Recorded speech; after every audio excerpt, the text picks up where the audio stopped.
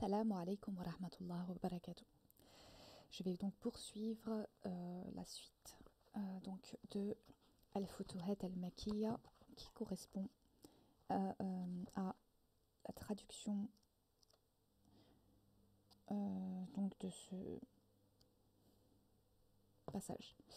Donc, l'impact de la sincérité se remarque chez ceux qui ne suivent pas les voies du bonheur tracées par les lois sacrées, mais qui sont pourtant profondément sincères dans leurs croyances. Ainsi, ils remportent la victoire lors de combats grâce à leur aspiration, al-himma. Cette dernière n'est rien d'autre que la sincérité. On demanda à Abu Yazid al-Bistami « Dis-nous quel est le nom suprême ?» Il répondit « Dites-moi d'abord s'il existe un nom d'Allah qui soit restreint. Tous les noms d'Allah sont illimités.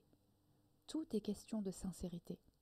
Sois sincère et invoque le nom qui te plaira, tu pourras accomplir ce que tu veux. » C'est ainsi que Abu Yazid a fait revivre une fourmi et que Dhun-Nun al-Misri a ressuscité un enfant qui avait été dévoré par un crocodile. Si tu as compris cet enseignement, je viens de t'ouvrir une porte qui te mènera à la félicité. Si tu le mets en pratique, Allah te donnera le bonheur et tu ne feras jamais fausse route. Tu seras ainsi en paix avec Allah. Si tu vois les dénégateurs avoir la victoire sur les musulmans, alors sache que la foi de ces derniers avait chancelé et le trouble s'y était introduit, à l'inverse des dénégateurs et des associateurs. La victoire est donc la sœur de la sincérité. Elle l'accompagne à chaque instant. S'il n'en était pas ainsi, aucun musulman n'aurait jamais essuyé de défaite. Par contre, aucun prophète n'a jamais été définitivement battu. Tu vois bien que tantôt les dénégateurs remportent la victoire sur les musulmans et que tantôt c'est l'inverse qui se passe. Le groupe le plus sincère des deux n'est jamais battu définitivement. C'est ainsi que seront les conseillers du Mahdi alayhi salam, et c'est cet enseignement qu'ils communiqueront à ses partisans, Ashab al-Mahdi. Te rends-tu compte qu'ils conquéreront la ville byzantine par le takbir? Lorsqu'ils prononceront le premier takbir, le premier tiers des remparts de la ville s'écroulera. Lors du deuxième, c'est le second tiers qui s'écroulera. Et lors du troisième, tout le reste des remparts s'affaissera. Ils la conquerront donc sans faire usage de l'épée. Voilà l'essence même de la sincérité, Ayn al-Sidq, dont nous avons parlé. Les conseillers du Mahdi alayhi salam sont un groupe de moins de 10 membres. Lorsque le Mahdi alayhi salam se verra enseigner cette sincérité, il la mettra en pratique et il sera le plus sincère des hommes de son époque. Ses conseillers sont donc les guides et lui est le bien guidé. Cet enseignement, lié à la connaissance par Allah, al-ilm billah, lui sera ainsi transmis par ses conseillers. Quant au sceau de la sainteté mohammedienne, il est la plus savante des créatures au sujet d'Allah. Il n'y a pas et il n'y aura pas après lui d'être plus savant au sujet d'Allah et des couchants des sagesses. Mawaqi' al-hikam. Le Coran est lui son frère, de même que le Mahdi alayhi salam est frère de l'épée. L'envoyé d'Allah sallallahu alayhi wa sallam n'a pas précisé la durée du califat du Mahdi alayhi salam et l'a laissé indéterminé entre 5 et 9 ans, de même qu'il a laissé indéterminé le nombre de conseillers. Chacun d'eux allonge le califat d'une année. S'ils sont 5, le califat du Mahdi alayhi salam durera 5 ans. Et la règle est la même s'ils sont 7 ou 9. Chaque année du califat aura des particularités et nécessitera une science appropriée que possédera à chaque fois un des conseillers. Ils ne sont pas moins de 5 et pas plus de 9. Ils seront tous tués, sauf un, dans la prairie d'Acre sur la table divine, Al-Ma'ida al-Ilahiyya, que Allah dressera pour les vautours et les lions. Je ne sais si ce conseiller fait partie de ceux au sujet desquels Allah a dit « On soufflera dans la trompe, et les habitants des cieux et de la terre seront foudroyés, excepté ceux qu'Allah voudra épargner. Quant au Khidr, que l'Antéchrist croira tuer, ce ne sera qu'un jeune homme, et non le Khidr. Certains prétendent que ce jeune sera un des compagnons de la caverne. Or, nous savons par dévoilement initiatique que cela est faux. L'apparition du Mahdi alayhi salam est un des signes de l'heure. La conquête de la ville byzantine, qui est la grande Constantinople, la grande mêlée qui donnera lieu au festin dans la prairie d'Acre, et l'apparition de l'Antéchrist se dérouleront en 7 mois. Entre la conquête de Constantinople et l'apparition de l'Antéchrist s'écouleront 18 jours. Il viendra du Khorasan en Orient, où se dérouleront les subversions. Il sera suivi par les Turcs et les Juifs. le rejoindront à partir d'Ispahan. À eux seuls, ils seront 70 000 portant le Tayalisen. C'est un homme d'âge mûr, Kahl, borne de l'œil droit, œil qui est semblable à un grain de raisin sec. Il est écrit entre ses yeux kafar, mais je ne sais s'il faut lire ce mot comme un verbe, kafara, ou comme un adjectif, kafir. Le alif pouvant être éludé chez les Arabes, comme c'est le cas pour l'écriture du mot Rahman. L'envoyé d'Allah, sallallahu alayhi wa sallam, cherchait protection en Allah contre la subversion de l'Antéchrist, et nous poussa à faire de même, car les subversions essaient d'envahir le cœur. Toutes les fois où le cœur y est exposé, un point noir vient l'entacher, qu'Allah nous préserve donc de la subversion. Al-Makki Abu Shuja, imam du Maqam Ibrahim alayhi salatu wa salam, à la Mecque, m'a transmis le hadith suivant. L'envoyé d'Allah sallallahu alayhi wa sallam nous a entretenus de l'Antéchrist un matin de manière si réaliste que nous avons cru qu'il était à Médine. Nous sommes partis de chez l'envoyé d'Allah sallallahu alayhi wa sallam, puis nous sommes revenus. En nous voyant, il comprit ce qui nous a poussés à revenir. Il nous dit alors: que voulez-vous? Nous répondîmes: ô envoyé d'Allah, tu nous as entretenus de l'Antéchrist de manière si réaliste que nous avons cru qu'il était à Médine. Il nous dit alors: ce n'est pas l'Antéchrist en lui-même que je crains pour vous, car s'il apparaît et que je suis parmi vous, je le confondrai. Mais s'il apparaît alors que je ne suis plus parmi vous, chacun devra s'en préserver, et c'est à Allah de combler mon absence auprès de chaque musulman. C'est un jeune homme, trapu, aux cheveux crépus, il a un œil borgne, il ressemble à Abd al-Uzza bin Qatn, que celui d'entre vous qui le rencontre lise les premiers versets de la Sourate al-Kahf. Il viendra d'un lieu situé entre la Grande Syrie, Hacham, et l'Irak. Le prophète sallallahu alayhi wa sallam frappa de son bâton à droite et à gauche et dit: ô serviteur d'Allah, restez ferme, restez ferme. Nous lui demandâmes: combien de temps restera-t-il sur terre? 40 jours. Le premier jour sera équivalent à une année, le second à un mois, le troisième à une semaine, et les jours restants seront semblables à vos jours. Ô envoyé d'Allah, les 5 prières quotidiennes que nous faisons suffiront-elles pour le jour qui durera une année? Non, mais vous devrez évaluer les intervalles de temps. Ô envoyé d'Allah, à quelle vitesse se déplacera-t-il sur terre? Il se déplacera comme la pluie chassée par le vent. Il appellera à lui un groupe d'hommes qui refuseront de le suivre. Il s'en ira, et toutes les richesses de ces gens le suivront. Il ne leur restera alors plus rien. Il les appellera de nouveau à lui, et ces gens répondront, cette fois, à son appel. Il ordonnera à la pluie de tomber, et elle le fera. Il ordonnera à la terre de faire pousser, en un instant, sa végétation, et elle le fera. Leur bétail s'en reviendra du pré plus gras qu'il n'était auparavant, les pieds plus gonflés qu'ils ne l'ont jamais été, et la croupe plus large. L'Antéchrist passera ensuite devant des ruines, et leur ordonnera: faites sortir vos trésors. Et les trésors le suivront, tel un essaim de faux bourdons. Puis il appellera un jeune homme plein de vitalité, et il le coupera en deux de son sabre. Ensuite, il appellera le jeune homme qui arrivera en riant, le visage rayonnant. Tandis qu'il accomplira tout cela, Jésus, fils de Marie, alayhim salam, descendra sur le minaret blanc, à l'est de Damas, vêtu de 2 pièces d'étoffe de couleur jaune, les mains posées sur les ailes de 2 anges. Quand il baissera la tête, elle ruissellera, et quand il la relèvera, il s'en écoulera des gouttes semblables à des perles. Tout mécréant exposé à son souffle vital, Ruh Nafsihi, périra, et ce souffle portera en ce jour aussi loin que son regard.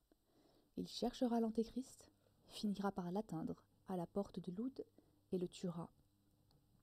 Après un certain temps, Allah inspirera au Messie, alayhi salam: abrite mes serviteurs croyant sur la montagne, car j'ai libéré certaines de mes créatures que nul n'est en mesure de combattre. Allah enverra alors Yajouj et Majouj, qui, comme l'a dit Allah, dévaleront de toutes les collines.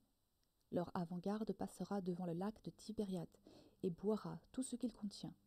Puis l'arrière-garde y passera également et constatera: il y avait bien ici de l'eau. Ils se dirigeront alors vers la montagne de Jérusalem et diront: nous avons suffisamment tué sur terre, allons tuer les habitants du ciel. Ils lanceront leurs projectiles en direction du ciel, et Allah les renverra maculés de sang. Jésus alayhi salam et ses compagnons seront assiégés, et leur situation sera telle qu'une tête de taureau aura plus de valeur que 100 dinars pour vous aujourd'hui. Alors Jésus alayhi salam et ses compagnons se tourneront vers Allah et prieront. Allah enverra alors contre Yajouj et Majouj une vermine qui les attaquera au cou et les exterminera. À nouveau, Jésus alayhi salam et ses compagnons se tourneront vers Allah et prieront.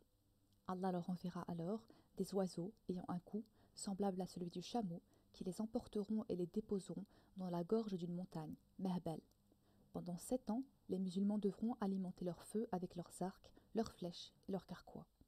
Puis Allah enverra une pluie abondante qui n'épargnera ni tente ni maison, et il lavera ainsi la terre qu'il laissera tel un miroir. Puis il ordonnera à la terre, fais pousser tes fruits et redonne tes bénédictions. Ce jour-là, la troupe mangera des grenades, sous l'écorce desquelles elle pourra s'abriter. Le lait sera béni, au point que la traite d'une chamelle suffira à un grand nombre de personnes, celle d'une vache suffira à une tribu entière, et le lait d'une brebis suffira à un clan. C'est alors qu'Allah enverra un vent, qui ôtera la vie à tout croyant. Seuls demeureront des gens qui copuleront en public comme des ânes. C'est sur eux que se lèvera l'heure. Abu Isa al-Tirmidhi déclare ce hadith authentique. Revenons maintenant au sujet principal de ce chapitre qui est la science des conseillers du Mahdi alayhi salam et leurs degrés respectifs. Sache que je n'ai pas de certitude sur la durée de l'imamate du Mahdi alayhi salam en ce monde, car je n'ai rien demandé à Allah à ce sujet, ni touchant un quelconque événement concernant les mondes créés, al-Akwan. Tout ce que je sais dans ce domaine m'a été enseigné spontanément par Allah et non suite à une demande. En effet, je redoute de perdre une part de la connaissance le concernant, ma'rifati bihi, pendant le temps où je lui demanderai la connaissance d'un monde ou d'un événement. C'est pourquoi je m'en suis remis à Allah qui maîtrise tout par sa volonté. J'ai vu un groupe de gens de Allah rechercher à obtenir de lui la science des réalités événementielles, ilm al-hawadith al-kawniya, et surtout la connaissance de l'imam du temps.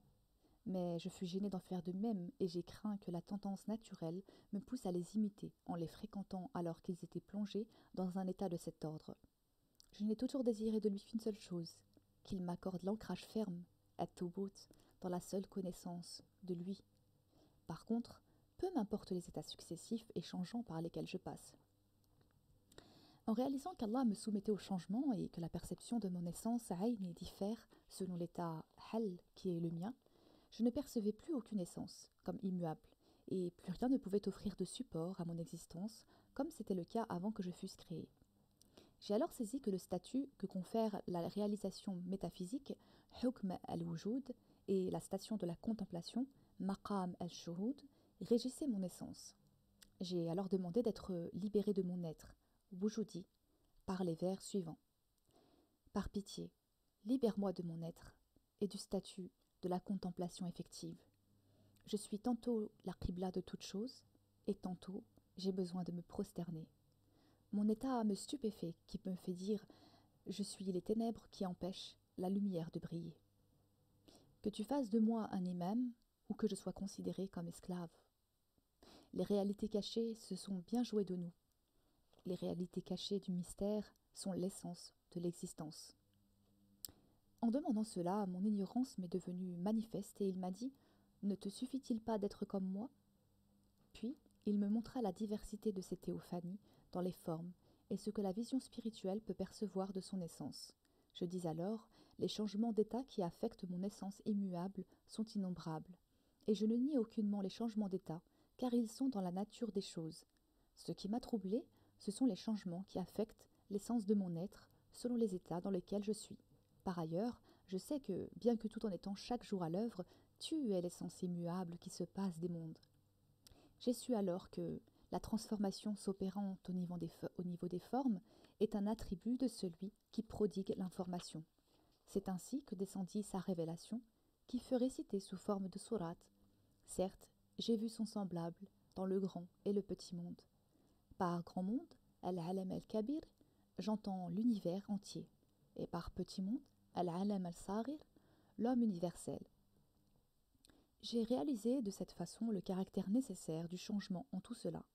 Ainsi, dans le monde, il y a succession du jour et de la nuit.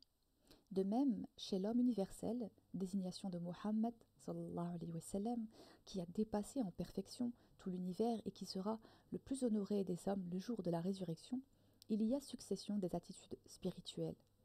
Il te voit lorsque tu te tiens debout en prière et lorsque tu officies parmi ceux qui se prosternent.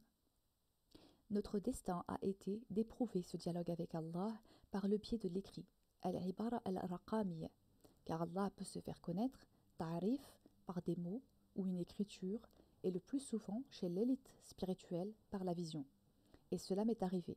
Le dialogue peut se produire par le coup, ad-darb, et l'envoyé d'Allah sallallahu alayhi wa sallam l'a éprouvé. Il peut encore survenir sous d'autres formes que celles que nous avons mentionnées. Tout cela est un discours d'Allah et une manière qu'il a de se faire connaître. Aussi, la voie par laquelle notre science s'obtient est-elle l'information divine. Alors que j'étais résolue à rester en présence avec Allah sans gaspiller de temps à autre chose que la science que j'ai de lui, ilmi bihi, il mit sur mon chemin un homme faisant partie de son élite qui se nomme Ahmed bin Uqab. Allah en avait fait un intime alors qu'il était encore enfant. Il se mit spontanément à parler des conseillers du Mahdi alayhi salam et il me dit « Ils sont 9 ». Je repris « S'ils sont 9, alors le Mahdi alayhi salam assumera nécessairement sa fonction pendant 9 ans. En effet, j'ai la connaissance de ce dont a besoin celui qui sera son conseiller. S'il est unique, alors il rassemblera tout ce que le Mahdi alayhi salam a besoin de connaître. S'ils sont plusieurs, ils ne seront pas plus de 9, car là s'arrête le doute de l'envoyé d'Allah sallallahu alayhi wa sallam sur la durée de la mission du Mahdi alayhi salam, lorsqu'il dit 5, 7 ou 9. Le Mahdi alayhi salam a besoin en tout et pour tout de 9 choses qui lui seront apportées par ses conseillers.